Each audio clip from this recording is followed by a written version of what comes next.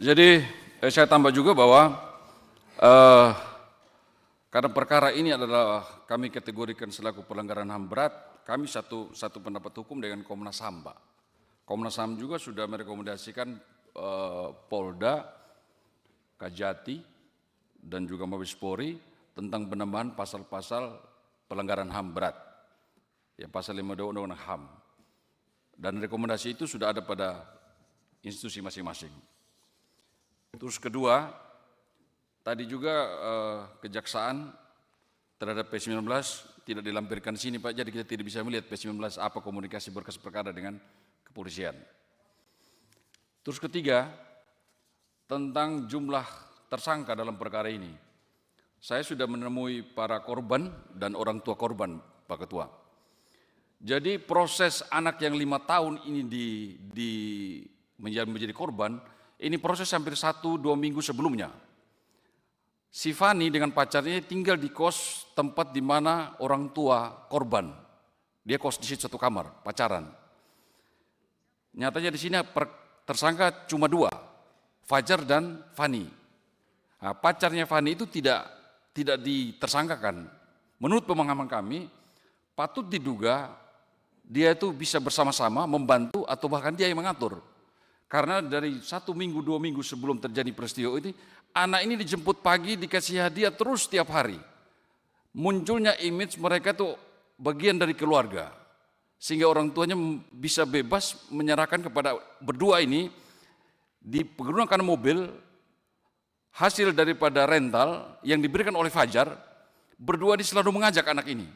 Sampai dengan peristiwa terjadi. Pas peristiwa terjadi tersebut, anak ini diantar lagi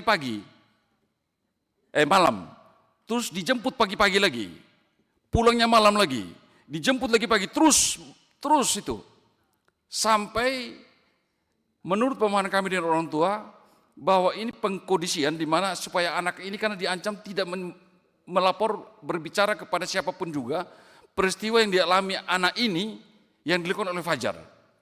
Jadi ini proses pengkondisian berdua nih, orang dua nih, Fani dan pacarnya, secara terus menerus. Yang mengantar ke hotel juga adalah berdua nih, dengan mobil hasil rental.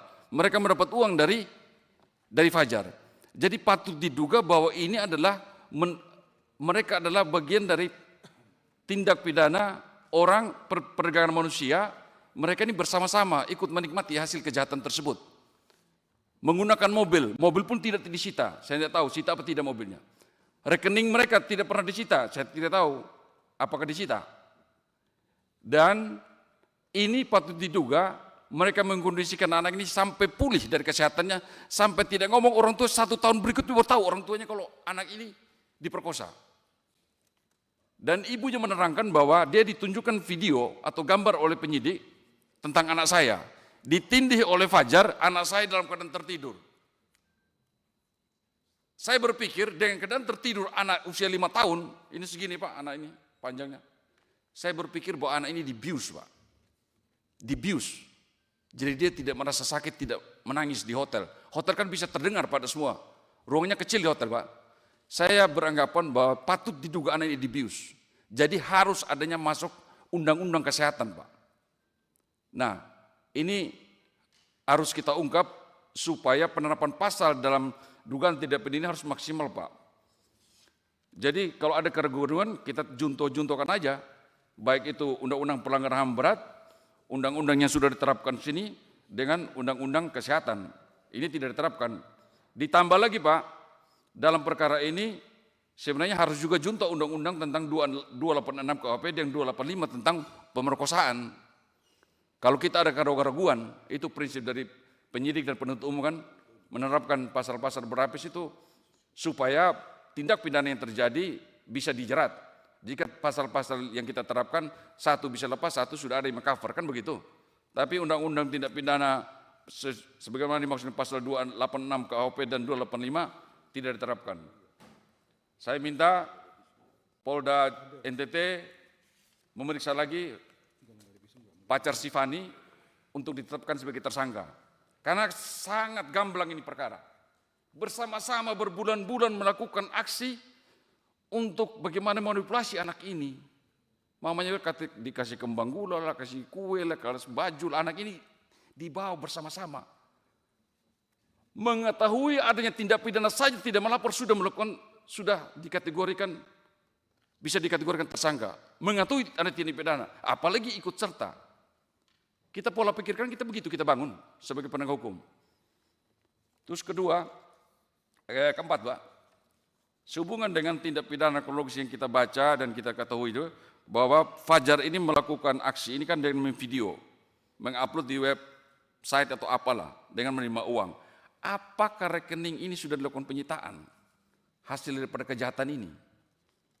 Kenapa kita omong begini? Ini hasil kejahatan, eksploitasi seksual yang dipublikasi sehingga orang nonton dia dapat uang, ini harus disita Pak.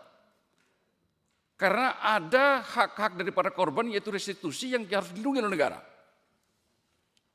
Jadi untuk pengamanan harus disita nih aset-aset ini Pak. Karena ada dalam undang-undang tentang LPSK adanya restitusi yang mengganti kerugian. Bagaimana 5 tahun sampai usia dewasa nanti?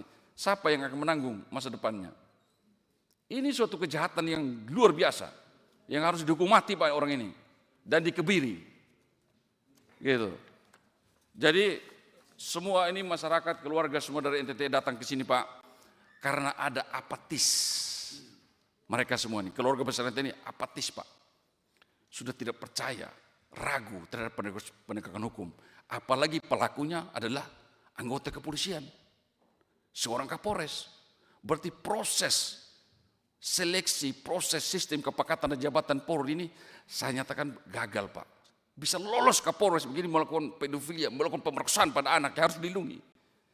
Ini luar biasa Pak, merinding Pak kita punya anak ini Pak. Bagaimana 5 tahun diperkosa Pak, hancur Pak ini anak. Robek-robek Pak masa depannya dia ini.